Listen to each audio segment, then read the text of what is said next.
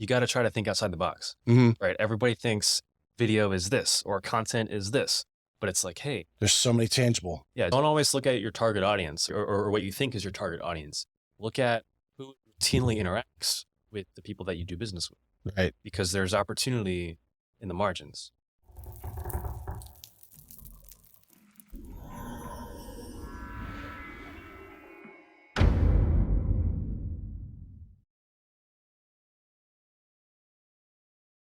Welcome back to the Real Estate Excellence Podcast. Today, we will learn about another support service in the real estate industry, and that is videography. Today, I have one of the most experienced and professional videographers in Northeast Florida with me today. He is a content creator and digital marketing specialist. He has worked with brands including Maui Jim Sunglasses, Florida State, Marriott, and Chevy, amongst others. He actually wrote his first novel, Wolves of the Shadowlands, as self-published in 2017. Let's welcome the guy who makes real estate agents look and sound great, Matthew Manyak, the founder and owner of Double M Digital LLC, to the show. Hey, Tracy, thanks so much for having me on today. Thank you. Matt, I'm so glad you made it over this morning. I really I push on my show a lot of times and obviously conversations you and I have all the time about helping agents grow their content, grow their social media presence. No matter where they go. If you listen to a couple shows back where I had Krista Mashore on, she is an expert in the digital marketing area. She trains realtors to do it. And it's all about video. And, to have you on and give some insight because I think a lot of agents really don't know. I mean, what a videographer does ultimately and can do. You only know what you know. Absolutely. Right. Well, let's start off a little bit because www.matthewmanyak.com is the website. I think everyone should go on because Matt obviously has a lot of examples of some of the work that he has, including some agencies worked with. But you've done some film production, including right now you actually have a full feature film coming soon. Tell us a little bit about that, but ultimately, how you kind of got started in videography or videoing, because I think your initial part of your career was in movies, ultimately, your short movies.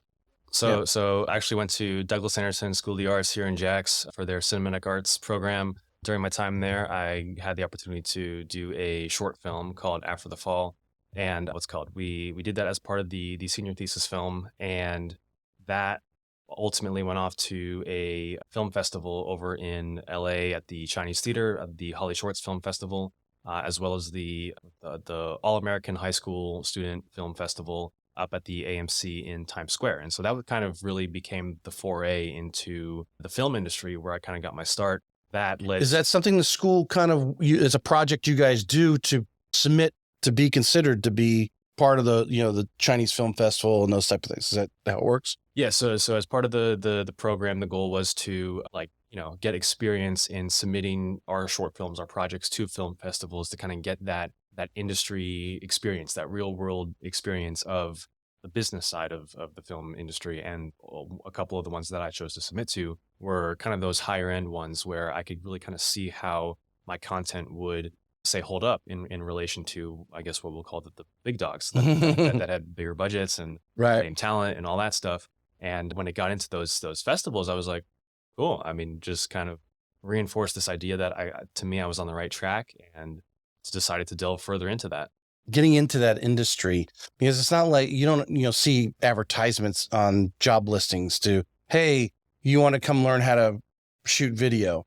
For someone wanting to get in that business, maybe as a young person wanting to experience, what are some of the things you did as a young person to kind of that led you to that school, I guess? Yeah. So I mean, for people that are wanting to kind of get into content creation, videography, filmmaking in general, I mean, one of the things that I'm a big proponent of is self-education.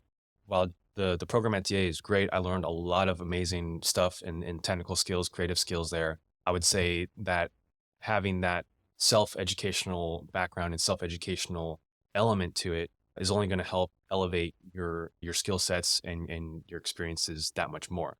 I mean, it's kind of the same thing, right? As with real estate, right?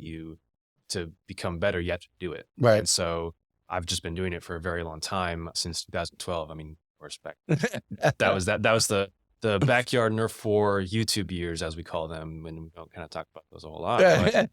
Well, I mean, as a young person today, let's just, take my son Ty is 13 years old. He wants to get into it. And would you agree today, now a decade or more beyond when you kind of got started, with all the apps that are out there for editing and so forth, there is a lot more. Of course, I'm sure YouTube is full of all types of, which I know, well, it is all full of all types of informational stuff on where these young people can start dabbling and filming and editing. Obviously, you got Instagram and TikTok and all those things to practice making your stuff, desirable, I guess, if you want. Yeah, Yeah. no, definitely. And I mean, just like you said, right? In the past, say, decade, we've seen a democratization of creative technology, and we're in this space, this industry, this area of content creation where anyone can technically do it with this, but then it kind of leads into, like, how good can you make it with the phone versus someone like me that comes in with, the gear and all that. Right. But for someone that's looking to get started, you don't need that fancy equipment. You don't need the gear. You don't need, like, the bajillion dollars worth of assets to make something. If you've got the drive, if you've got, just again, phone cameras Mhm. are a great place to start. But at the end of the day, it's just, how are you going to start? Where are you going to grow? What do you want to do? Right. Because in content creation, there's so much that you can go into. There's obviously web content, social media content, there's filmmaking, there's TV and live broadcast, thinking like news and things like that, and stuff like this, podcasts, right? Right. There's so much that you can do within the realm of content creation. It's just a matter of identifying where you want to go and what you want to do. Take it from there. Right. I've tried to get my kids to dabble in it because obviously they watch Mr. Beast on YouTube. Yep. Everyone has that dream, but Mr. Beast started somewhere. It's a great story of, him just playing around and him getting his first camera and so forth. But now, if he was to start his deal today, he'd be so much further along because of the technology and information that was out there. He's now great because he's a provider of that education and people were watching it. Absolutely. But now there's tons of education on there. And would you agree there's in content creation, whether it's doing Instagram or doing what you do, working with the real estate agents and other professional businesses and showcasing them. I mean, there's a lot of room in that business. It's a very small percentage that are actually really, if you want to use the word, exploiting it, utilizing the video. Yeah, no, definitely. I mean, it's as crazy as it sounds, I still feel like it's kind of in that early adoption phase, right? Mhm. People that adopted it, say 5 years ago, 10 years ago, are now reaping tremendous benefits because of doing so. And now we're starting to see more and more people recognizing the need for it and then adapting and pivoting and implementing it into their marketing strategies, into their business development strategies, right? Because a lot of people think video is just solely for marketing, which isn't really the case. Mhm. It's an important asset and element of marketing. But when you think about it, right, you can use videos for training. You can use videos for, I mean, obviously your own personal branding and marketing too. Mhm. But it's like there's so many other applications of it, entertainment, that video is a part of, that we can utilize and implement. Well, it's, we talk about repurposing video, but like you just said, there's a video from, training or education in the real estate world or the loan officer world that I'm in, to have those videos tell, the customers, the comments that come back when you send them a video. Hey, this is what you need to do next. Or, maybe we're explaining a document or something of that nature. And you have these set videos in your YouTube or wherever you're storing it that you've got them there. It also the video builds a lot of credibility versus just writing it. Would you agree? Because it is coming from them. They're seeing the human face and, Yep. and your reactions and hand gestures, as you and I both do. Yeah. Yeah, no. So, I mean, to some extent, yes, to some extent, no. So from the standpoint of a single video, it's going to give you some credibility, but if you're consistently posting video, consistently posting content, consistently being active, that's where the credibility, I think, comes into play. Yes. Because it shows not only are you a real person, it shows that you're active in the industry, right? And so, I mean, they say content is king. I say consistent content is king. Well, yes. Yeah. I didn't want to take what, you have to be, you want to create that series of videos and consistently, dropping in, as Krista Mashore was talking about in the last podcast. You want to update things.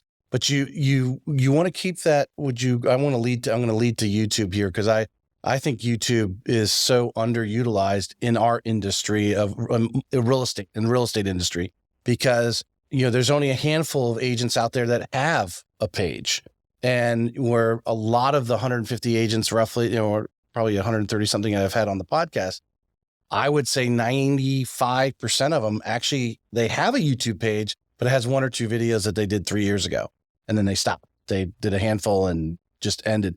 Where, because it's a search mechanism, it's that credibility. If someone goes on your YouTube page and sees you got 100 videos talking about all these different neighborhoods, they're like, wow, this person is larger than probably they really are. Yeah, absolutely. And you got to think about it too, right? I mean, one thing that we're seeing today, right, is the difference between, say, YouTube content and like TikTok, Instagram content. TikTok and Instagram is great for like the here and now, the kind of the rapid pivoting of the industries and stuff, but in the market. But YouTube is geared more towards thinking of it in that long-term sense, right? You could do, say, a video on like Beacon Lakes or something. Right. Like, you do that today, who knows, 5 years down the line, someone is going to be searching for Beacon Lakes, St. Augustine, Beacon Lakes, right? Whatever it ends up being. And they're not going to find that on Instagram because it's going to be buried over the course of 3-4 years, however long. But on YouTube, because YouTube is the second biggest search engine behind Google, but Google owns YouTube, so it all kind of plays into it. Right. So you got to look at it that way, right? Is video is, a lot of people think that it's like, okay, we're going to make content, we're going to do videos, and we're going to see immediate results. That can be the case if you go viral, but it's not always the case. And so you got to look at video as a long-term asset that you're building and that you're growing, and that you need to have a strategy with, and ultimately looking at how is this going to help us over the course of the long term. And obviously, just like I said. All right. So let's stick in this, since we're on the subject, and I don't want anyone listening, I don't want to change the subject, because this is a very important piece. We see a lot of agents using Instagram, which is great. It is, for that, age group, but it is seem to be a favorite, Instagram, amongst the agents. I think if we took a poll, Instagram would be their number one social media. It's great for staying top of mind with your friends and family, because they're following you, and, they're going to get an alert, and you're constantly reminded that, that person's in real estate, because they might be years away from doing a transaction, but they're going to remember, oh yes, I remember, I see her videos, her little reels all the time. But YouTube, when it comes to, this being Florida, and a majority of our buyers, or a good percentage of them, 50%, I think it's higher now because the interest rates are high. So no one's really moving locally. It's the people who want to come here, who are willing to pay the higher interest rates right now to come to Florida. They're searching on Google, and therefore not taking that same reel that you're using in Instagram and putting it in the YouTube shorts. I for some reason, there's a disconnect of why they're not doing it. I can't figure it out. Have you had any interaction with the agents and talking about that kind of thing? So, I mean, as far as interactions that I've had, I mean, it's before speaking to me, it's kind of the same thing. But what I always try to hone in on and bring up as a consideration is pretty much exactly what you said, is taking that content, repurposing it over the course of whatever platforms and things that you have, right? So if you're doing, say, like a YouTube video, even say you're doing 3 reasons why you should move to Northeast Florida, take one of those, or even all 3 of them, have that longer format, say 3, 4, 5-minute YouTube video, and then take each of those 3 tips or 3 reasons, turn those into a YouTube short or Instagram reel, and then put that out across Instagram reels, YouTube shorts. If you got a TikTok, I mean, use it. Like there's so much that you can do, and it's just like you said, that it's that aspect of repurposing strategically. I have to say is another piece of it too, because if you're making this content, you want it to work for you. Right. Not just, put it out there and. Right. And like you said, oftentimes there's a type of videos like you're talking about, 3 reasons to move to Florida. Well, that could be used today or 3 years from now. If you go on YouTube and go open the search and put, reasons to move to Florida, it's going to pop up. Now, obviously that's a common thing. So a lot of agents are probably going to put on there. If you put in be a little more defined, moving to Jacksonville or moving to St. Augustine, or 3 reasons to move in the Beacon Lakes, and get actually that finite in the search, YouTube is going to pop that video up that you did 3 years ago. I keep telling people, the full length videos of my podcast, I don't advertise them or anything. They're on YouTube. Obviously, we're streaming right now, but the so-called edited version will go on with a thumbnail and everything on the YouTube. And they are slowly getting hits here and there where people I have to be searching that agent. And that I know if you go on and search a lot of the agents that have been on the show, that not only the podcast audio will come up with Apple, because Apple's, there, and then you're gonna have YouTube's gonna pop up with the subject. We might have did that podcast 2 years ago, but it's gonna pop up and someone can actually interact with it, where you're not gonna get that kind of search with Instagram or TikTok as far as being time down the road. No, definitely, yeah. And to that same point, right? I often get the question is what platform is best? Because it's like if you have to pick one, what's it going to be? And the way I like to say it is, it's not about one platform; it's about omnipresence, right? Mm-hmm. So if just like we're saying, repurposing content across multiple platforms is going to be the best strategy to go, because that way you're not only hitting the short-term, say, brand awareness through like Instagram and TikTok and all that, but you're also doing the indexing for the long-term search through YouTube. Right. So rather than, say, picking one, it's finding a way to strategically leverage your content to hit all of them. Right. Right. And I'm going to drop in here because me and Matt are talking about it. We want to put on a social media class. And then one of the things is repurposing that content. You're putting it on Instagram, but then we're also putting it in YouTube Shorts. Or if you're doing a 5-minute video, that's a great YouTube thing, for a search, depending on what you're talking about and you want to explain and educate. I know we're kind of off our thing here, but I think you'll have an opinion of this. Education. I mean, Krista Mashore, that was part of her spiel and what she coaches and so forth, to adding value, because I think that's why, whether you're making someone laugh or you're telling someone how to do something, it's adding value, entertainment or education. How important, when in the social media, when it comes to educating as far as what people are using social media for, where I'm leading to, the percentage of people that actually go to social media to be educated on something, and how much of a demand is that? Yeah. So, I mean, there's various demographics, obviously, of people that use social media, but you got to look at making the content for the people that you want to attract.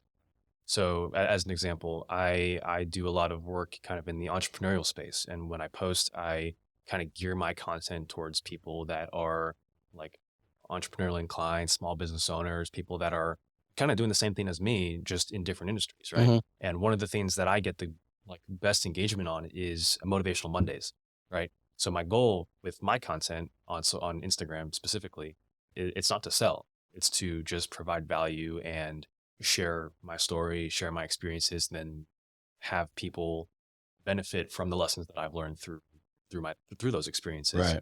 And I've several times had people that have reached out to me through just the Instagram direct messaging after seeing the Motivational Mondays, and they're like, "Thank you, I needed this today." So and I actually have a client of mine right now. It's amazing how sometimes those things pop up when you're like, I've had them pop up, the little motivational things from different people, just different phrases. It's like, wow, yeah, actually I needed it. I didn't say nothing to anyone. I was thinking it, and all of a sudden it pops up. You're like, woo, what's going on? Yeah, no, and it's crazy. I will always remember there was one day I did a Motivational Monday post, just talking about like never giving up and keep moving forward, just kind of to keep it basic. And I had someone reach out to me, and he had said, I'm thinking I'm at that point where I can retire. I'm debating, do I, stay, just kind of go that little extra couple months, get a little extra more income and then retire? Or do I, delve into this completely new field and start a completely new venture? Mm-hmm. And he's like, I saw your Instagram post and I read it and it hit me, and I'm going to go through with this venture. And fast forward a year, he's now a client of mine. Oh, cool. There was no intention of selling, right?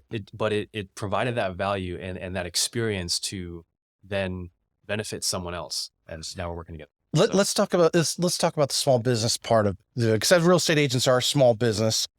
So whether, I know you have your website, you have some different businesses on, you have loan officer, you have real estate agents on there, but you also have some other types of businesses that you work with. You have a name for it where you go in initially, it's a package they can get with you where it's kind of, get to know you type thing. Here's my business. You go through their office and you're shooting while they're talking or doing a voiceover or whatever it may be. When you're sitting down with that small business owner, and it makes me, I had an agent on the other day. She used to work with Mint Magazine, which, 10 years ago, it was hot, the coupons and so forth.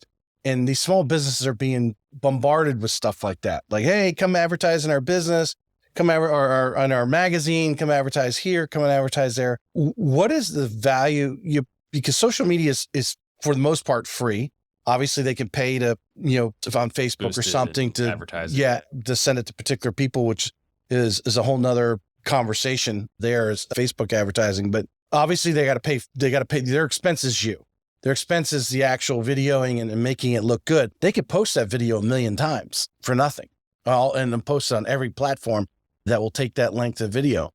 Explain to what's the conversation or the value that you explain to them spending that money, assuming they're on some sort of budget, spending those whatever thousands of dollars with you versus spending it on some other old school, more or less advertising, which really, everything I could think of, I can't think of anything out there that can compete with social media as far as being cutting edge.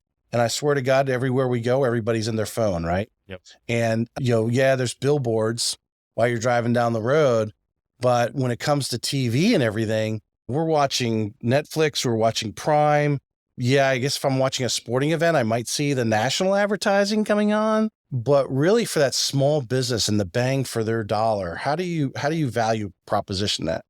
Yeah. So I mean, obviously, the the the market of real estate agents and just small businesses in general is very saturated here in Northeast Florida. And so the biggest thing is how do you stand out? How do you separate yourself? How do you define yourself in comparison to everyone else, in comparison to the noise? And so with that company profile, as I call them, is we look at what is the customer's journey, what sets you apart, what makes you different, and let's really hone in on that point visually, so that way when someone watches the video, they're not seeing the person that is acting as a client or that is the client performing in the video, but they're seeing themselves and visually going through the journey of working with that small business or that agent. And again, just being able to put themselves in that shoe without having to even have a phone call. So that way, basically, the goal there is to sell them on the experience of working with so-and-so business agent, whatever, before there's even that initial inquiry. Do you find, I mean, I have a lot of conversations with the agents, and the consensus is I haven't found anyone that tells me they're doing business because they work for or work under X brokerage, the Keller Williams, Remax, whatever you name the, there's thousands of brokers, real estate company brokers names out there. No one to me says they do more business because of that brand. In knowing what your experience, you're working with these agents now. How hard are the top agents working to create their own brand? Now, they still have their little logo that they work for XYZ real estate company, but that's not what actually does it. It's they themselves. And what are some of the things that you've helped, kind of help them create their own brand, through video? Yeah. So, I mean, branding is super important because it's when I was coming up with my own brand for Matthew Manyak, I was like, I've got such a weird last name. No one's going to remember my last name off the bat. Now, maybe that's changed at least a little bit. But what I would do is I kind of thought to myself, is like, people won't remember the name, but they'll remember image. And so I kind of created the M that's featured in my logo and all that. And what I decided that I wanted as part of that is when people see it, I want them to have this reaction, this emotion of, when I work with this person, I'm going to get a VIP level experience, a platinum level experience, a bespoke solution in media, and that this guy's pretty cool. So, and I feel for the most part that the logo that I created and the brand that I've built around it captures that.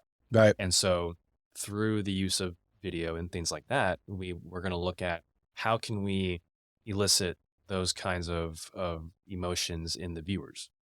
So if your goal is to kind of hone in on the aspect that you work with military families, then let's hone in on that. Let's share the experiences that you've put had. the images in the background, or be in the scene, right? Be in the scene of something that's in the background that's going to relate to them. Yeah, and even if it's not even that, we look at how do we communicate those elements through through the video, right? Mm-hmm. Because we can kind of, like you said, we can have that background, we can kind of weave that subtextually into the videos, or we look at how can we, even if it's just kind of a office background, right?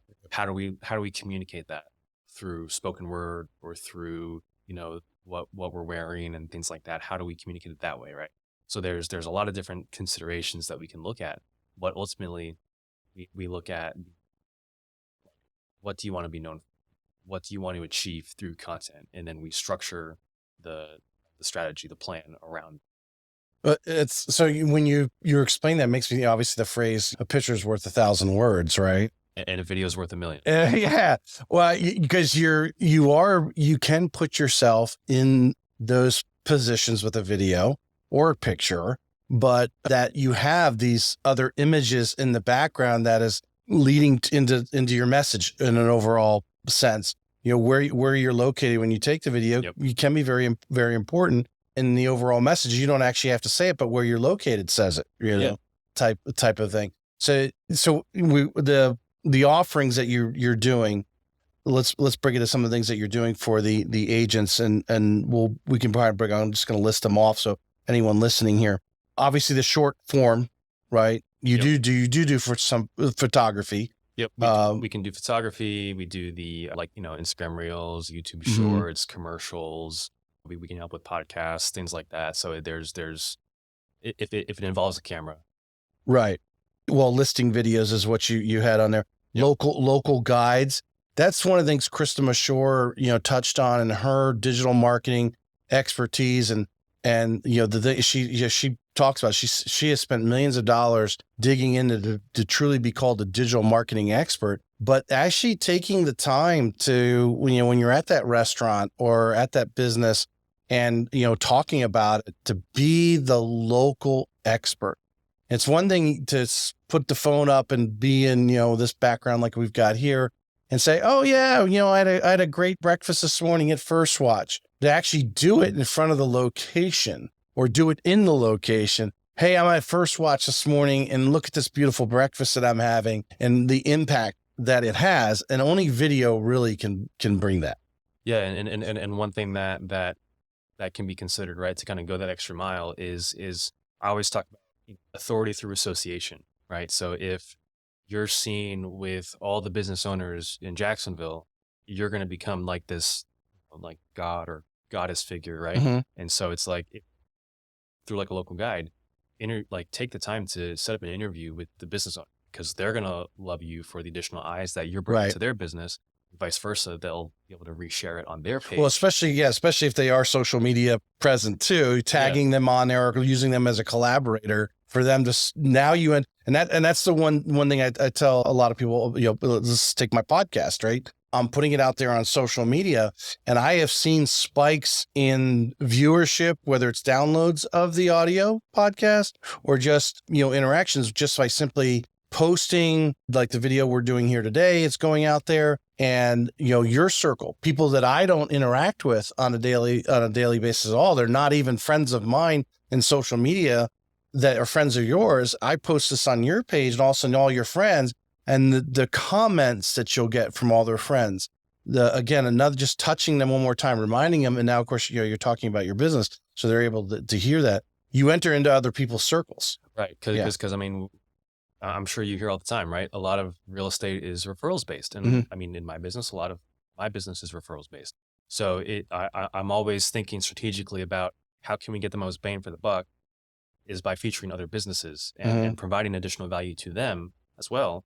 And then leveraging that as far as second, third circle connections. Yeah. Well, I mean, real estate is one of those industries where, not everybody's ready to buy or sell a house today.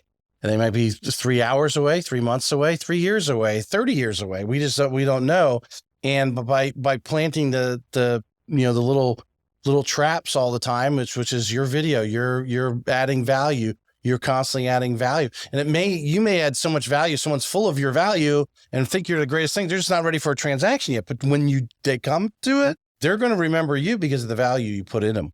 Absolutely. Yeah. Right. And something else to consider too, right, is looking at ways that you can loop in other agents, right? And I know that can sometimes be a taboo topic, but looking at it from the standpoint as maybe you do a remote piece of content with an agent from New York. Mm-hmm.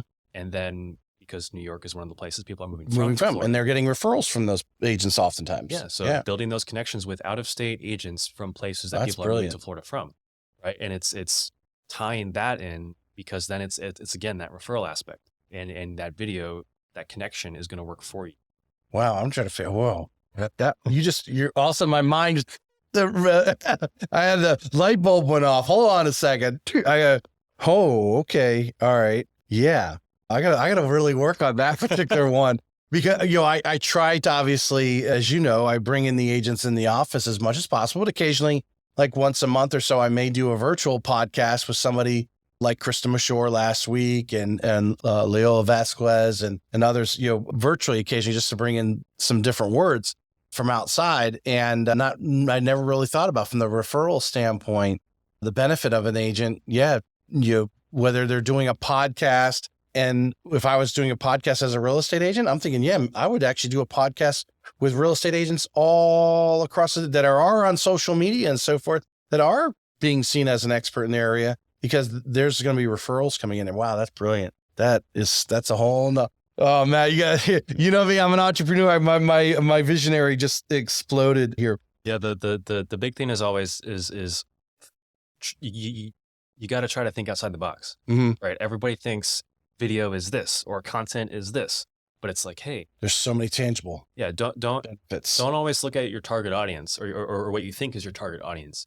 Look at who routinely interacts with the people that you do business with. Right. Because there's opportunity in the margins. Right. Well, we'll go back just quickly, the entering the other people's circle. You're mentioning them, their friends are seeing it. You're seeing through that person that that person's across from you, or, that business owner or whatever. You're now entering, you're seeing through that person. That person may never give you the referral, but that 3-minute video they did with you is going to now enter you into a circle, or someone might be one of their friends thinking about real estate. And here, because you did that, say, oh, that was a nice gesture you did for John, with a restaurant owner. And I'm going to answer back because I like John. There you go. Yeah, your credibility. You and I talk about it a lot. Obviously we're putting together this class that we want to put on for agents to help them from a real grassroots, hands-on, how to do it. What do you hear out there? Obviously you work with some agent groups already, but I'm sure you've had conversations with a lot of agents who haven't acquired your service. They want to, but it's almost like they just don't know how to. Like as far as, like doing it themselves, or no, they just don't know, like, what's the first step? So the first step, I mean, obviously, is to give me a call, shoot me an email. But assume you're setting up a consultation. Yeah. Like there's a no charge consultation at first. And I think a lot of people get cold feet thinking that's like, oh, people see my website and sometimes think that I'm like super busy, which, I mean, today I am busy, but I'm not busy to the extent of I can't take care of. Well, there's a marketing part of it. You have to go and actually tell people what you do, right? Exactly. Yeah. So and again, to that same point, people will sometimes see my website, see the film background, the Hollywood background, and be like, oh, this guy probably costs his arm and a leg. But it's like, you're never going to know unless we have that conversation. Right. And so that initial consultation is to identify, if you know what you want to do, great. If you don't, let's talk about what your goals are and what you think that you want to do. And then let's talk through that, kind of come up with the strategy, kind of come up with a kind of a game plan, and then kind of prescribe the strategy to that. And then from there, it becomes, okay, what videos are going to get us from here to? Have you had, I mean, I imagine you have some that are already, they're like all in right away, right? You don't even really have to say too much. They're like, hey, Matt, this is what we want to do. We want to shoot these videos, this video. You make a suggestion. They're already game on. Have you had those where they kind of, let's talk. And after you were able to kind of, like you said, a lot of people think videos are right here and they're not looking the many tangible benefits. After you talk to them, you opened their eyes. No, like going into it, there's a fair amount of people just in general that see videos as a deliverable and not as an asset. And so by having... Explain that to our audience. Yep. So videos as a deliverable would be say, hey, I make a video for you. Here you go. You post it and it's post and pray. videos as an asset is let's make something, a video in this case, that's going to work for you, right? In some fashion, some way, shape, or form. Whether that's, getting brand, if your goal is brand awareness on Instagram, then let's cater some reels towards that. If your goal is omni-channel brand awareness, then it's a little more involved, talking YouTube, talking shorts, talking reels, all that stuff. If your goal is a sales funnel, right? Capturing emails, walking people through a nurture sequence, having videos on each of those landing pages, let's talk about what that's going to look like and how we can best engage your target demographic through that. So maybe, going back to our Beacon Lakes kind of example there, maybe you're building out a funnel that gears towards Beacon Lakes, and it's like, all right, maybe the target demographic is people that are looking for, that kind of community, master plan community in St. Johns County. Let's build a funnel that caters to that information that's going to gear towards those people that are looking at that kind of community, right? Communicating that information so that way when they are ready to make that purchase or they are ready to learn more, they set up the call with you. All right, so that you kind of expanded there. If my audience, if you guys are listening to what Matt just explained, because everyone would agree, we all have these CRMs, the customer management systems, and you're putting these people on different campaigns depending on what they're are they urgently like, hey, we're moving here before school starts in August, or hey, we're thinking about it when we retire in 5 years, right? There's two different drip campaigns, as the industry calls it. We're sending them out different information. I think you would agree. Many agents, again, talking to well over 130 of them, the top in the area, most of them of our agents who are probably not as successful as those are more in it for the instant gratification. And what you're talking about is what you and I mentioned to Krista Mashore talks about. And that is building that campaign. You have to drip on those 5-year people, because that in 5 years, obviously we don't know, but if in theory, if you could say, yep, they're going to buy in 2028 in June and put it on the map. So I'm going to contact them in the springtime so they can get ready to buy in June. That would be perfect, right? But you never know how people's lives changes. Yep. Things happen and maybe they move earlier. Maybe someone gets sick when someone passes away, they get divorced. We don't know. And you got to be continuing building up the database you're talking about, building, the funnel, which then puts them into their different categories and consistently be sending them value information. And then hopefully one day they'll turn. But the power of video added to those. Imagine you probably, industry jargon and literature magazines and so forth, they talk about how people are more apt to actually click on the video than they are to read some paragraph that someone wrote. So true story. This was, I want to say 5 months ago or something. There was a guy from Quebec. He was moving to Orlando. He's also a videographer. And I'm the kind of person that, I get an email, I read it. I read every email that comes into my inbox when it's business related. And so, but the one thing that made this gentleman different was he sent a video and it was like embedded in the email. And he just kind of explained, hey, I'm such and such with such and such. I'd love to set up a time to connect. And it wasn't salesy at all, like, because we both understood that we're both videographers. And in that instance, it's like, okay, how can we work together? Right. And so, but just the fact that it was a video, it was personalized to me, because he said, hey, I saw your video XYZ. It was a car video that I'd done from one of like the Cars and Coffee here in Jacksonville. And he's like, I love cars. Let's we do a lot of the same stuff. I'd love to connect. And I was like, cool, let's set up a Zoom. And I get excited whenever I get a business related email in my inbox. I'm that kind of guy, but being that it was a video, just kind of was like, oh, wow. You went the extra mile. Yeah. Okay. I'm going to, figure something out. Let's meet today kind of thing. How true is the saying? I mention it all the time because obviously we're talking about social media and video with a lot of the agents. How true is it that whether you and I are sitting here across from each other on a table versus watching that video you watched from his email, that your mind doesn't differentiate? To some extent, yeah. So yeah. There's always going to be that little bit of a barrier, but the barrier gets lowered and thinner when you're seeing someone speaking to you directly, right? Because it wasn't like, hey, I saw you. Like, it's like, hey, I'm looking to connect. It's just like, hey, Matthew, I saw your video, that car show that you did. Really like what you did with this. Like he wasn't calling out shots on me. I was like, okay, he watched the video, and then I went and checked out his work. So it's like, yeah, it's like be intentional and personal with those kinds of videos, and they'll be able to work a lot harder for you. Mm-hmm. Hey folks, this episode was produced by Streamline Media, the #1 media company for helping brands generate content that converts. I knew I wanted to start a podcast to reach more people and bring value to the world, but I did not have the time or the knowledge. Streamline Media became my secret weapon to building my show. They handle all my back-end work, production, and strategies to keep my show going strong.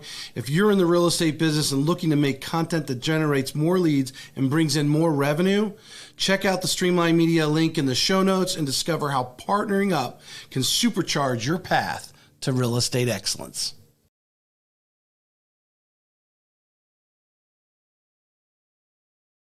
Just to tail her off, you're in digital. You're going to go back to Krista Shore. The experience she has, the coaching she has over years. She's an award-winning funnelist, I guess you call it, right? She competes with some of the best in the business that are at this. But one of the tips she said was she sends out 10 video messages a day. So where she just takes her phone and says, "Hey, Sally, maybe she's happy birthday. Just want to wish you happy," or "Hey, hope you're having a great week. Haven't heard from you in a while. All the best, right? God bless you," whatever she said.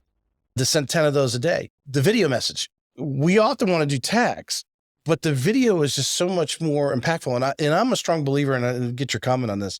I'm a strong believer that people remember those who create an emotion at them. Now, it might be a negative emotion. They'll remember that person, but someone who makes them laugh or educates them, but makes an gets emotional reaction at them. Generally, they'll remember that person.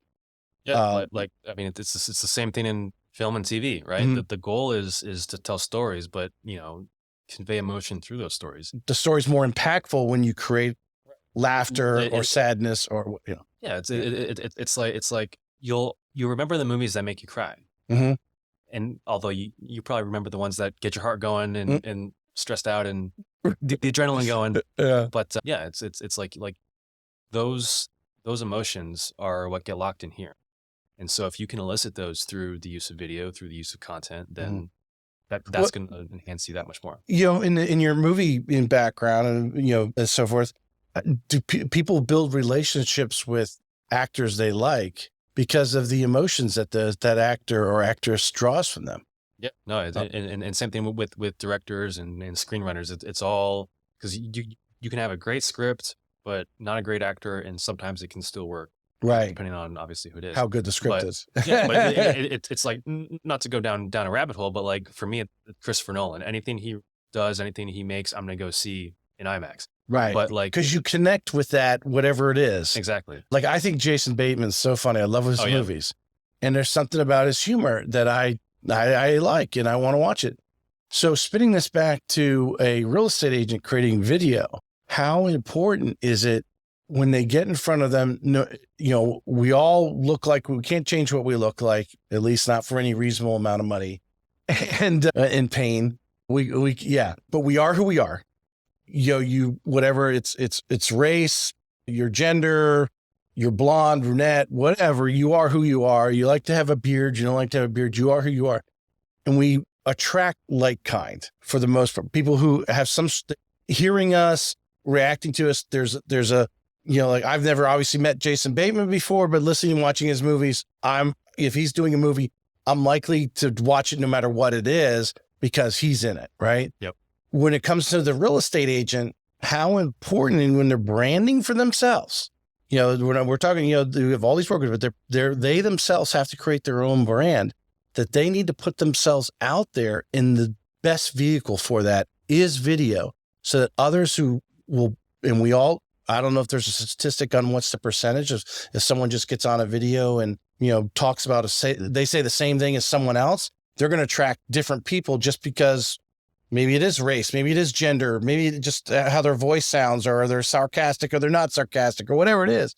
They bond with a good percentage of people. And there's always someone that doesn't like you. That happens. You can't worry about those people. But by doing the video, you're going to attract the bees to the honey.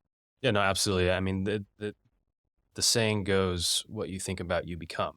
And what you think about, your habits follow. with that, it's like who you are, what you do, and how you do it. You attract like attracts like. Mhm. And so what I always and kind of to your same point of the videos and the reels is I actually have a client down in St. Pete. We did a test and he literally did more or less the same exact caption to a photo. The following week he did a reel talking to the camera. Same information. Same information, same thing. And he literally told me, he's like, listen, since we started doing reels, my inquiries have gone up by like 80 to 90%. Wow. It's like night and day. Yeah. And so I'm like, yeah, we're just going to keep doing reels. Where someone made a comment, reacted. Where people were not just commenting, but directly reaching out to him Mhm. and like to either say, hey, this really resonated with me, or hey, I know we talked years ago about this. I'm ready now. Right. Or like that whole deal. The video got the reaction in it. I mean, I don't do we need to talk anymore about it. I don't know. But no, it's a true story.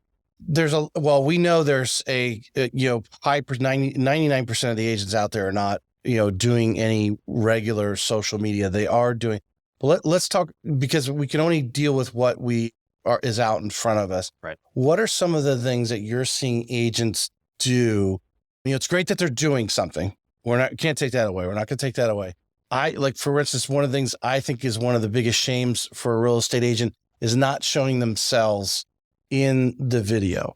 I commented on Jordan Ferreira team with Keller Williams the other day, because she always, when she shows a house, she's either starting from the driveway with her in the video, and then she starts walking towards the house like you're walking with her.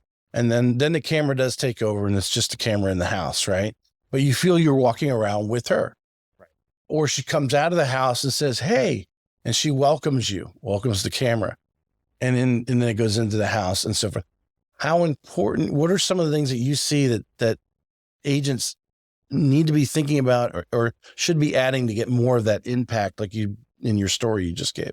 Yeah. So kind of going back to our point earlier of people remember faces, they remember images, not so much names most of the time. And so to that same kind of element there, right, is what are we doing in that instance? We're seeing the agent walking through the house. Maybe there's a voiceover of them talking the kitchen or the like Right. bathroom upgrades or something. Mm-hmm. And so it's creating that immersion and that personal connection through the video. And it's also not only that, it's associating the listing with whoever the agent is that's doing it in that way. Mm-hmm. And so it's making that journey, that visual, that audiovisual asset much more emotional and connectable, because maybe it's in keep going back to Beacon Lakes here, but maybe it's like, talking about how this 4-bedroom, 3-bath master plan community is great for kids and families and things like that. And then boom. Right. I mean, you're attaching as you're talking. Well, that makes me another thing I heard a while back, and I was trying to remember where I heard it from. It was probably one of the podcasts that I had listened to, but also your voice Right. is a big emotional, and however the brain reacts. If watching a video without a voice versus with a voice, or as a lot of the videos they play a little music, even though they're talking, but they play a low to kind of enhance that that cinematic upbeat, aspect, whatever it may be. Like, how important is it for them to hear your voice?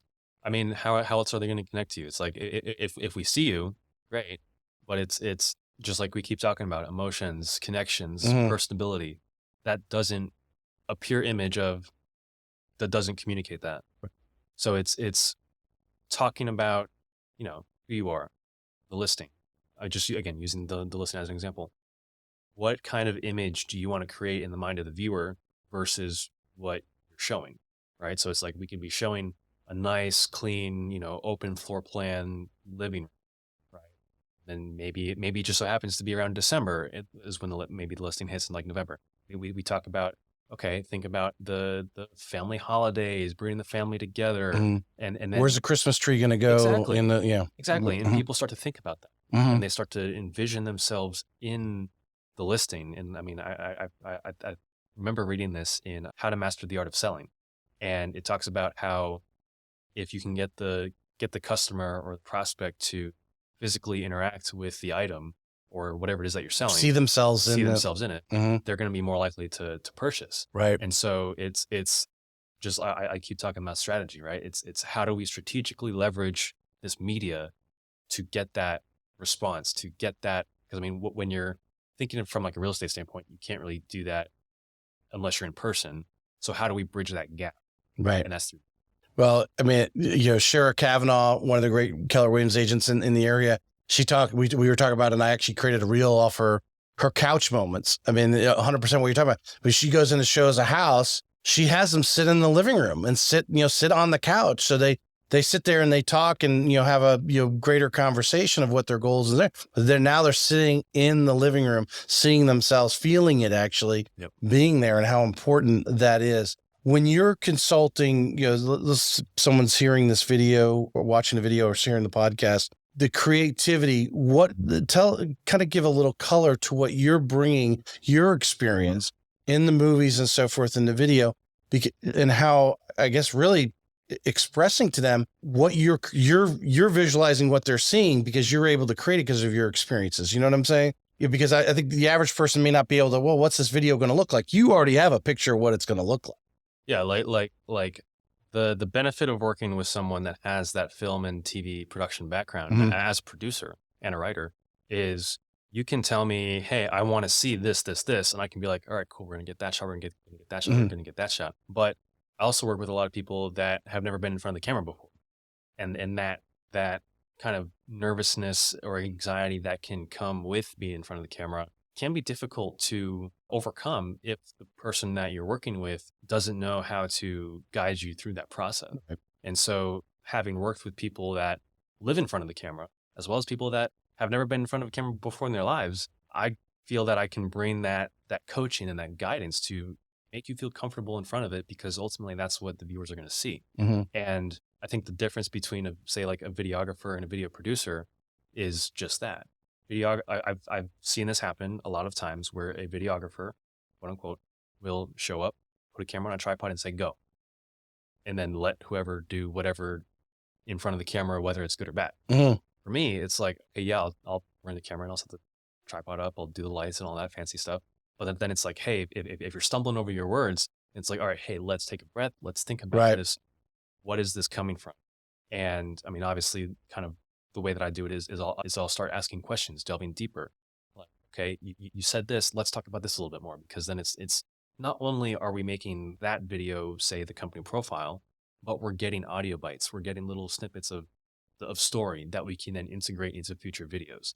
Well, you're also, and I imagine, like in your head, what can be edited out, and someone who's never been in front of the camera, we know what editing is, but we really don't know, the art behind, good editing can do, right. To make people look better.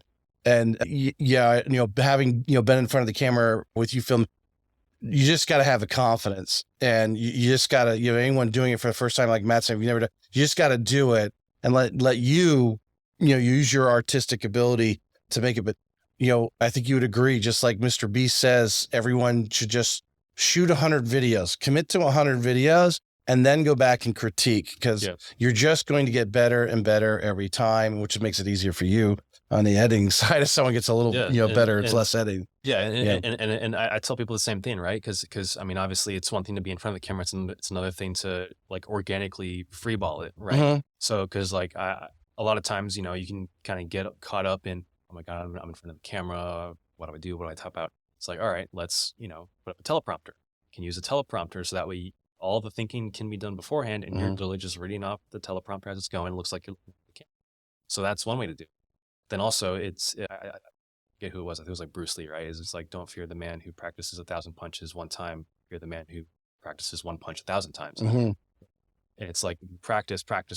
Like you said, do 100 videos, do 1,000 videos. Right. I mean, I would probably do critiques after every 10, maybe not after every 100, but still kind of getting that process, getting that habit going.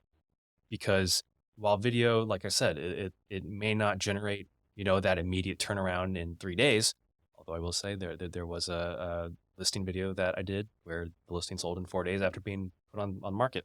So we don't know. I'll tell you all goes entailed there. But I mean, how people try to be perfect. And the reality is people don't expect you to be perfect. Would you agree?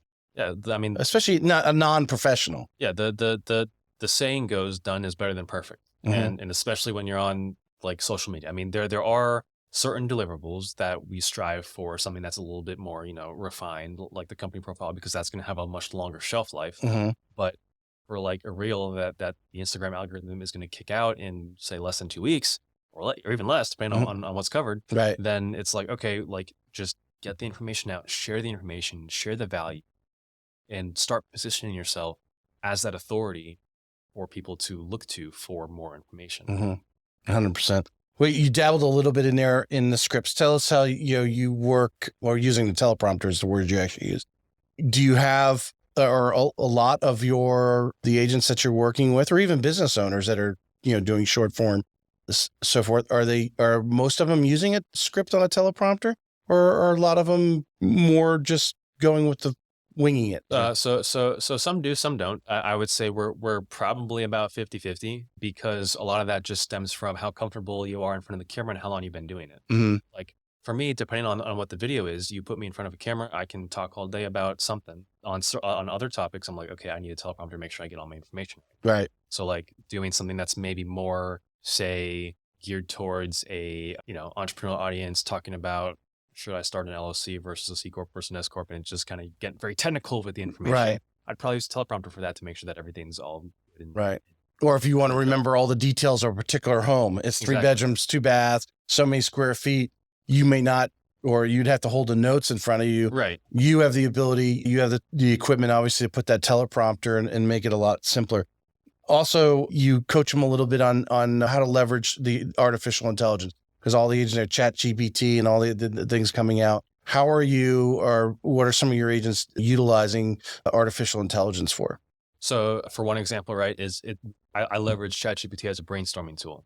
So if I'm thinking about like, okay, looking at the market, what are some things that we can cover? And so I'll prompt ChatGPT to be like, all right, give me topics that are related to this, but I use very specific prompting. I've been studying prompt engineering, kind of getting very familiarized with that, Mhm. so I can get very specific responses from ChatGPT.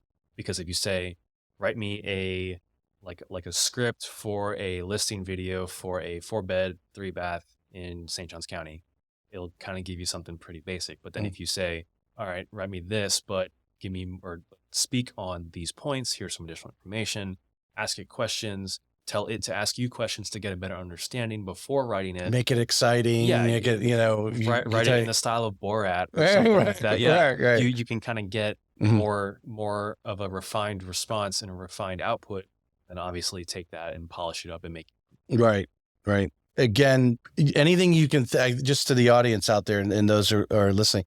I mean, you could take the most experienced person, because you worked with very experienced, or like I said, you're working, you're out here on the street gaining new clients every day that have, like I said, never really been in front of the video. What are some of if someone wants to contract, say, hey, I want to. Well, I guess let me start with what are you suggesting to clients as far as the amount of content they should? How often should a real estate agent, what is the industry right now? Should they be posting every 3 days, posting every day, 2 times a day? What's out there right now? As supposedly what the experts recommend. right. Yeah. So you got to think of it as from also from a business standpoint, from Instagram's eyes, from Facebook's eyes, from YouTube's eyes. Their perspective, their goal is to keep people on their platform for as long as possible. So, because like that's where they make their money from, like ad revenues and things like that, by Mhm. people engaging with content on the platform. So if you're constantly putting fuel into the machine to keep it moving, the machine's going to put fuel back into you and keep that cycle going as far as Right. the algorithm goes. Now, obviously, budgets, time, resources may not be, attuned to everyone posting 4, 5, 6 times a day. So what I try to do is find a schedule that works for me, that gears towards my goals. So again, my goals on Instagram are not to sell, but just to provide information, experience, and value that way. So I post Monday, Wednesday, Friday. Mhm. If your goal is to really kind of start honing in on that brand awareness, you're going to want to be looking to post in some fashion pretty much every day, if not multiple times. You can. And so when it comes to how I structure a lot of approaches when it comes to reels is we'll go we'll take, 3, 4 hours. We'll shoot through 12 to, maybe 24. So that way it gives the agents the opportunity to post those reels either every day or every other day, every weekday, during the course of a month. And then we just cycle that. Well, and as they get better, you can, a 2-hour session today with a new person versus someone, 90 days from now. Right. How many reels you can actually create, and then coming prepared. Maybe if they are using a script, to have those scripts already prepared, and so your time on site and which cost to them is a lot less. From that standpoint. I mean, I know some of the best locally that are doing it, they batch their stuff. Yeah, they sit down for 3 hours one morning a month and knock out a bunch of videos, and obviously then those are edited and they're probably ready to start being put out a few days later, and they've got a whole month worth of content, and they move on. There's others, again, to bring up Krista Mashore, because she is really an expert in the area. She's got this thing where she has her batch content. I've seen her stop, say, hey, yeah, I just shot 30 videos in whatever, 90 minutes or whatever it was, because obviously she's good at it, and her staff is preparing the scripts and everything for her.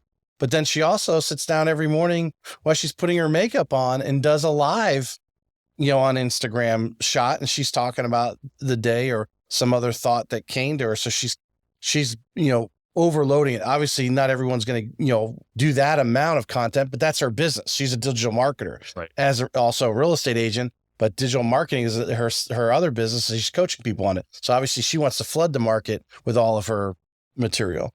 How do you walk an agency? If I say, hey, Matt, I want, we're going to do this contract, and this is what I want to do. I want to shoot, I want to put one reel out or a day, 5 days a week, and so forth. What service are you providing in the standpoint of obviously shooting the video, but as far as editing, and then are you just giving them the edited stuff back, or can do that, or do you also have a staff that will post it for them as well?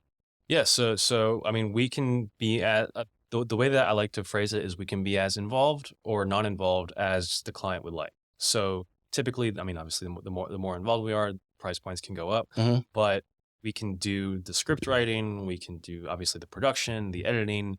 We can do the rollout, although a lot of the people that I've worked with have kind of that internal marketing person already. So we just kind of typically will hand off the deliverables to that person. But we do also have the capacities and the capabilities to handle the posting and the rollout and things like that across the social media platforms. Now you post a video out there. How important is it? Because obviously I'm again listening to podcasts, and the different stuffs on different experts on YouTube and so forth. That when someone reacts to your video, says something about it, that you actually react back. It's super important because one, it shows that you're a real person. And two, it builds that sense of also that sense of personability, right? Because it's like, you don't want anyone to feel ignored by say God forbid, there'd be someone that asks a question about this listing and then you never answer. You don't respond to it. It's like, what? So whenever someone comments on something that I make, I always make an effort to respond to them or provide some sort of, follow-up with them, whether that's a message, whether that's a comment, something. So like when someone, will comment something and say, because like with my Motivational Mondays, I'll try to do a challenge for the week, and I'll say, comment below, what are you doing this week to better yourself? And then someone will say, comment, I'm making 10 more calls than I did last week. And then maybe midway through the week, I'll say, awesome, Joey, how are you doing on those calls? And then kind of have that sort of follow-up, kind of create that conversation, because it's very relationships based and referral based, like from an industry standpoint, right? So it's, again, they may not be ready to buy now. They may not be ready to buy in 5 years, but they may be ready to buy in 10 years. But if you keep that connection, that friendship going through content interaction, who's to say that they won't go with you down the road? Do you find some, because obviously, they can go in and look at their views on Instagram and so forth, or obviously YouTube, you go pull up your YouTube page, immediately tells you how many views that particular video got or whatever.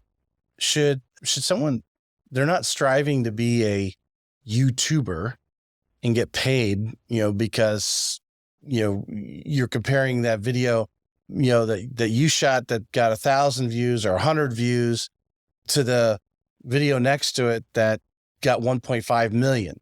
that's whatever someone, created and whatever was in there to, whether their audience or, obviously there's different things you can put in the video that people will click. I mean, guys like to click on girls. Okay. That's just the light. You put in a girl in a bikini, it's probably going to get a lot of clicks. That's just the way it is. It's human nature. Yeah. Should you be so concerned about that from the standpoint that, I think one of the reasons why people aren't consistent and stay with it, long-term, it's a long-term play. And that is because, they shoot that first 5 videos and they don't even get 100 views and they give up. How important is it? You got to stick with it and just get better every day. Change the title of it. Because YouTube will tell you, you talk to YouTubers, take the same video, put a totally different title on it, and you'll get a different reaction, whatever it is. So again, repurposing it back through YouTube, but not to get discouraged so much, especially early on, about how many views you're getting. Yeah, no. And what I tell people, I mean, on the whole quote of focus on your own grass and not worry about comparing it to right. the neighbor's grass that's greener or whatever, Mhm. whatever the saying goes. But the concept of don't strive to be better than someone else, strive to be better than your past self. Right. And also too, from a view count quantity standpoint, it can be easy to get discouraged when you only get a couple, like 2-figure, 3-figure views on your Instagram reels. But who is watching those? Because it's like another saying, right? The whole Proverbs thing of like 2 or 3 good friends are better than 1,000 like acquaintances, or something like that. Yeah. So if those 10 people out of those 10 people, if one of them buys from you, cool. You got 10 views on the video, right? Not 1,000. Great return. Yeah. Like you could have 10 people watch one video, say it's a listing video, and then one of the people buys that video or buys the listing, right? Or you can have 1,000 people that aren't even from the area. Right. Yeah. They're in Oshkosh Bagosh and the view, what's that view actually mean? They're just, it's looking at it that way, right? Is you might only have a handful of views, but those views quality, maybe it's quality over quantity. Right. So, and I mean, obviously we're not able to tell who's actually watching from the standpoint of, is this a, let's say, investor or something, or is this Johnny who's looking to buy his first home in 6 months? Yeah. Or something like that. So it's looking at it that way. Is just consistently putting that content out there. It's going to cast the net wider, longer over time. And it's like the wider you cast the net, farther you throw it, the better the chance of catching fish. Now, talking about views, you had one little section in here, some of the things that you're doing from the editing side. Obviously, if you want someone to, stay on, the video is having some sort of motion, the fast cuts you put on here, it keeps people's attention. I know that they talk about it, and not everyone's prepared for like having different camera angles. I know are some very creative influencers on Instagram, especially the ladies who like to, wear the different outfits and they're promoting whatever brand or whatever outfit they're doing. They're very creative in how they just, they're using the video, and they're probably doing 99% of that on their iPhone, using that and using the features that are already built into Instagram to create those special effects. Yep. Right. So obviously learning that can make that easy, but when we talk about views, how important is it? Yeah. If you want something to go, let's say viral, but you want a lot of clicks, is to slowly build yourself up to creating some of those special effects. Yeah. So, I mean, it's like what's called, you got to start somewhere. So the effects, although cool, may not be practical. And so you want to look at what's going to give you the best value for your time and what's on brand, because doing like a jump spin and then changing outfits midair, right? From an effect standpoint is probably not going to do a whole lot when you're looking to sell a house, right? Or do like a listing. Yeah. So it's just, again, that consistency of developing your skills, developing your comfortability in front of the camera, and just delving further into that, I think is where the mastery is going to come. Yeah. Yeah. I think there can be some creative things out there. One of the recommendations of one of the major YouTube podcasts talks about is, you slowly build up, but what's that? I lost my train of thought of what he was going to say, because I was trying to remember the name of the podcast. But we'll go back to that. I lost that train of thought on that one. I was trying to think of the name of the podcast and it threw out my thought.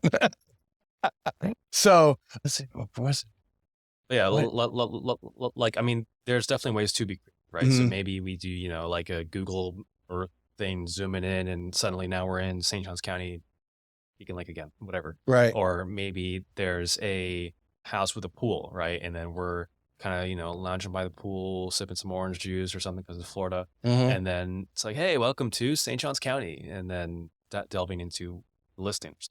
This wasn't a particular thought, but we have talked about YouTube a little bit.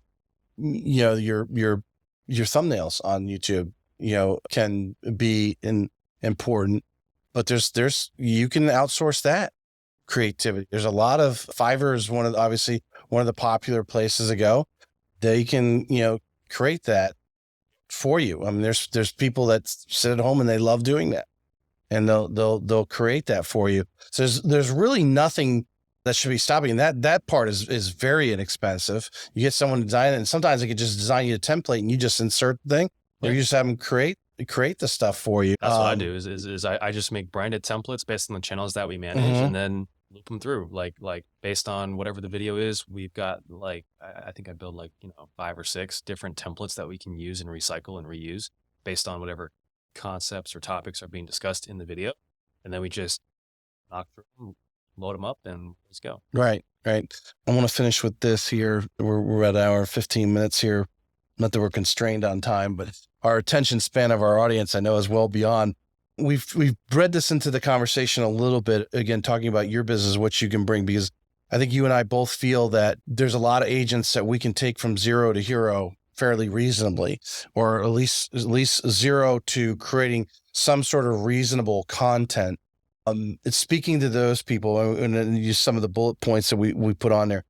Because of your background, you're not just a guy who just can shoot a video and create. You can actually coach them and being a little more comfortable in front of the camera, like a great photographer is. When these people who can take photography of kids, I mean, they're great. Why? Because they actually know how to get the attention of the kids, and they're coaching the kid basically to do what they need to do to get what their job is.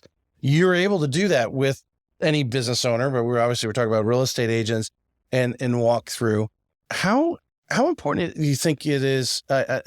One of the agents that you had on there, when I was going through your website this morning just to refresh, because I've been on there before, but you've obviously added stuff to it, to do that initial business interview, so that people can, when they Google them, or even after they're referred to them, can go on and look that person up, or you send them the link that actually has that business introduction. They may have already been introduced. Hey, Sally said you're a great realtor. Hey, yeah, we're looking for these houses. Great. Let's set up a consultation, or selling or buying a house, or let's sit down and talk about what you want to do and where you want to be. But to send them that video, that actually they come on and they talk about themselves and the services, and they're in their office, and are agents leveraging that enough? I would say that you can never leverage it enough. Yeah. Right? Because it's for people that don't know you, it can be that warm introduction. For people that do know you, or at least know you just a little bit, it can help maybe bridge that gap between, or, okay, let's do this. Because it's using those company profiles is to make the agent, make the business more personal, right? And to tell the story of the brand, to tell the story of the business, and also visually for the viewer to see themselves in the shoes of, say, the customers that we show in the video. Right. So it's like, here's literally visually what the journey is going to look like from introduction to close. How to win friends and influence people, staple in, any personal development. One thing is obviously like to get the person to talk about themselves. And when you don't know everything about, the buyer who just got referred to you, but they don't really know much about you other than, the person who referred you, right? They know that connection. But to actually have this video talking about, this particular agent was talking about, the military, and her husband's in the military, that sort of thing. And, when they do actually meet, they actually have something to talk about, because at least the buyer can say, "Oh, I know a little bit about her. Oh, my husband served, or I served, or, my father served in the Navy as well." Now, all of a sudden you start to build common ground, because before you even actually met physically face to face, they know a little bit behind you. You're like, "Oh, this person's pretty cool." Johnny referred him. So I know you're somewhat cool, but now I watched your video and I don't know a little bit more about you. You're that much further down in the relationship. Yeah. And again, like that's kind of the purpose, is to, again, people will watch the video and be able to form that connection before they even have that initial meet. Mm-hmm. In the case of, say, someone that has been previously introduced before. And I mean, yeah, like, you can have the video linked in your email signature, learn more about such and such group or whatever. And then they click on that and it's right there, every single email. So it's consistently being pushed in front of new and recurring audiences. And that's a great advice there. Put it right in your signature. Know more about me, know more about my real estate business, however you want to, put in there, click here. And they're getting that professional video edited by you, making the agent look awesome in their business, in their wheelhouse, so to speak. So they feel ultimately comfortable. And, obviously you stage a few things in there, but it gives it gives that person that visual. So you're coaching them through that. In being the young business that you are, as far as not in your experience of videography, but obviously, you want to grow your business, as we all want to do. Tell us some of the things you had to put on here. Go the extra mile. Tell us something you've done for an agent that, well, they asked you to do that, or not necessarily an agent, maybe a business owner, because, but you say go the extra mile. And in an interview, I'm going to ask you, what do you mean go the extra mile? Where have you gone the extra mile? So I mean, literally, if you look at the odometer on my car, you'll see a lot of extra miles. But no, I mean, from a geographic location, I traveled down to Tampa for clients. I traveled to Orlando. I've gone as far south as Miami. I'll fly out of state, even out of the country, to service people if it makes sense. But from the standpoint of the clients that I have that connection with, that relationship with, and that I work with, is I like to invest in the relationship, right? Because it's like when say the agents that I work with do well, then it incentivizes a continuous build of relations from a business standpoint. But it's like, if say maybe you buy 7 reels, I'll probably give you 8 or 9 if there's content there to make that, because it's going to help you more in the long run. And it's like, just like I said, investing in the relationship. And plus, even beyond that, thinking about the coaching side, just like I said, I know a lot of videographers that will show up with a tripod and say, go. It's like, hey, no, like the delivery is off here. Let's redo that. Maybe I need to reword the question. Maybe we need to adjust the script. And I have experience. You've done that a lot, and numerous times we've just jumped in front of the camera and shot something. Yeah. So it's like my goal, my job, that say you or whoever pays me for, is to make you look, sound, and do in front of the camera. Yeah. On one hand, there's other things too, as far as videos go. But it's like, with that in being said, it's if I'm not doing that, what am I doing? Right. It's like we're here to make something that is going to serve you. We're here to create an asset. We want that asset to be the best that it can possibly be. Yeah. Yeah. No, I think that rounds it up. I mean, and if we haven't mentioned it enough in this conversation, the difference that you're going to get with Matt is you almost your director level, the coaching. You are actually, a good director is seeing it on the screen, right? They know, they're watching it here. As many of us say, oh, there's a camera. What's this going to look like when you frame it in and make it look? You have the experience and obviously the vision, the talent that you're able to see it while you're shooting it. No, hey, well, let's shoot you from this side with that, wherever the sun's coming from over there. All those types of things that is involved in making the most perfect video or photo. I want to touch on you because you mentioned photos on here. Talk to us. What is there? People really utilizing your photos? Is this something that you do? I really like the one we did the other day where you were filming me with the agent and you took the picture and we use it as an Instagram reel. Oh, that stuff is beautiful. Like the behind the scene type photography that's going on. Well, what are they using you from just to round up from the photo standpoint, the picture? Yeah. So I mean, a lot of the photo stuff I do is just kind of accessory, ancillary to the video. Video's the Mm-hmm. bread and butter. That's what I specialize in, and that's what I do day to day. But when there's a need for photography, like thinking like lifestyle videos, right? Maybe the agent or the group needs photos of them, like downtown Jax by the water, seeing the skyline, right? And Because you're shooting video down there anyway. Now we yeah, need a couple photos to. yeah, it's like Yep. let's stamp a few things, promote or Right. use them to promote on Instagram, leverage those across social media, print ads, whatever you're doing, flyers, whatever. Mm-hmm. And it's like just You see, it just make me think of that. Like the photo you took the other day, you're behind your tripod with me and the real estate agent out there. And it kind of really obviously, customers see it, or obviously other agents, hopefully see it. So you're advertising yourself a little bit is the standpoint is like, yeah, we are actually working here. This is a production that you're doing, and it's, the service you're providing, but it's the agents are showing, if they're out there, showcasing a house or, that type of thing. And you're getting that as behind the scene type videos. It's showing that seller that, yeah, I'm actually paying a professional to do this, to make your house look great in front of your house. I'm working to sell your house. Yeah. And here's what it looks like. Yeah. Because I think a lot of people, they see the video and don't realize what's behind. Who's shooting that video? You know what I'm saying? There's sometimes you're seeing, whoa, hold on a second. They're not on a selfie stick.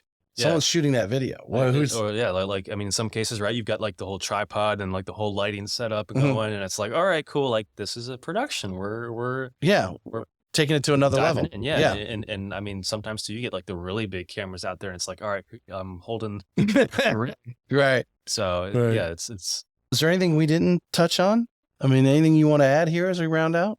I think we covered a lot of ground, and I mean, I would just say if anyone's interested in learning more on how video can help them, feel free to give me a call. I know we didn't put our notes of the class we want to put together, but let's finish up with that. Just talking about that, maybe we'll clip this out of the video, and those are listening here in the end. So Matt and I we're devising this class that we want to put on because we really feel, and Matt, comment on what I'm saying as I'm talking to the audience, we really feel there's a lot of agents out there that want to do it. They just don't know that first step, and they need some basics. And you guys are going to a lot of classes talking about how you need to do social media. You've been told that a million times. So we don't want to create another class saying, hey, you need to be social media. Look at all these statistics. Right. We're actually, here's how you do it. Yeah, here's how you actually do it. We're going to shoot a couple of videos, do a teleprompter thing and shoot some basics. And obviously, if you want to take that off on your own, great. If Matt can then, if you want to say, hey, Matt, I want your professional assistance because I do know I need to do video. And now that I've been in a room with you for a few hours and understand what you're doing and your professionalism, I want to hire your service to do a little or all of it. Right. Yeah. And again, just like you said, right there's all these, I cannot tell you how many events I've been to where it's like everyone's saying content, but it's like, okay, let's actually walk through, like hold your hand and say, here's how you do it. Yeah. Because that's where I think that there's going to be a lot more value to it, because just like you said, it's people don't know necessarily where to start or how to start. And from someone that does it on a daily basis, it's actually pretty easy to start. It's just, I think we're in this time where there are so many tools, so many resources out there that it's analysis paralysis. Oh, what's 100%. the right one? Yeah. Like, what's the right tool to write a script? Really comes down to, are you Apple or Windows? Really? Well, I think, like myself, and I think you're probably the same way, especially your video, you're like, let's just shoot the video and I'll clean it up. Right. Or if we didn't shoot it, so what? I'll delete that and we'll shoot it again. You and I, that's our thing. Or I'm like, dive it in and let me fumble forward. We'll correct the mistakes or whatever, and move on. A lot of people are, a little nerd. They don't have that kind of personality that were to dive in. So we want to help some of those people who know they need to do it. They just want to get those first few steps, do it a couple of times. Now they're, oh, wow, this isn't so difficult. Let me shoot my next one. I can do the next one on my own, whatever. We want you to leave there with some real basics. And I'm a testament to the basics. I didn't really start taking the video that I already had from my podcast and obviously add every week doing these reels. I learned, hey, what software they use, and someone, recommended that. And then I had asked them, well, how do you put the logo on there? Right. And that's funny. I asked that question. I had someone ask me that the other day. The personal trainer, she does her Instagram. She's, how do you put that logo on there? So I showed her on CapCut how to do that. It was very simple, but sometimes you just don't know what to ask. And, I think, would you agree, if you want to be really good at content, you have to be a connoisseur or consumer of content. You have to watch and see what other people are doing and pick up little things. Yeah. What's the saying? The best writers are also readers. Yeah.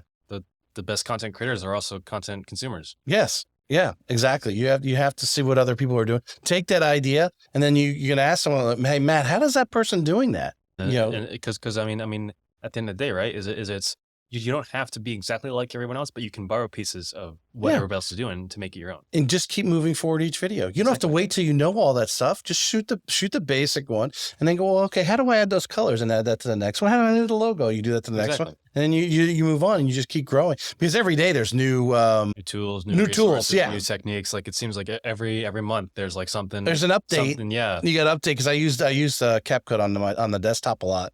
I was using it on my iPad here, but now I just do it on my desktop for the most part, because I like the bigger screen. But every month there's an update, and you have to click it, and updates. And then what it does is it's adding more tools, more things that you can use and dabble in. 99% of it you're probably not going to use, but you're going to pick out a few things that way you like your reel to look, and that's what you're going to go with. 100%. Yeah, 100%. Appreciate you coming on. Yeah, absolutely. Thanks so much for having me. I hope some people got some good stuff out of it. We can clip this last part off talking about it, the class, and what our goal was there. And we'll be advertising that hopefully in the next month or so. And we want to keep the classes small. Yep. So that, because that way we can be hands-on. We don't want it so saturated. We don't have time, and we're wasting a lot of people's time by getting to the 30th person, and the first person's been standing there for an hour. No, absolutely. Yeah. No, the goal is to have kind of that more intimate cohort style hands-on approach, because then we can more directly work with people, obviously, but really kind of spend the time that we need to elevate people to the level that is going to best benefit them from a content standpoint. 100%. Thank you. Yeah. Awesome. Thanks so much for having me, Tracy. Yeah.